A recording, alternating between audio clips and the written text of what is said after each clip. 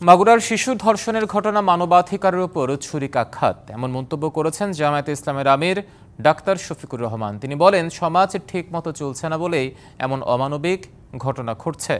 জাতীয় প্রেস ক্লাবে আদর্শ শিক্ষক ফেডারেশন আয়োজিত শিক্ষক প্রতিনিধি সম্মেলনে এই কথা বলেন তিনি। ক্ষমতায় গেলে নৈতিক শিক্ষা বিকশিত করতে কাজ করবে তার দল, জানান জামায়াত প্রধান। সরকারি খরচে চল অধিকাংশ শিক্ষা প্রতিষ্ঠানে লেখাপড়া হয় না মন্তব্য করে তিনি বলেন, সরকারি প্রতিষ্ঠানের অধিকাংশ শিক্ষক বসে বসে বেতন নেন। শিক্ষকরা তাদের দায়িত্ব ঠিকঠাক পালন করলে তাদের দেখভালের দায়িত্ব সমাজ ও রাষ্ট্র নেবে বলেও জানান তিনি।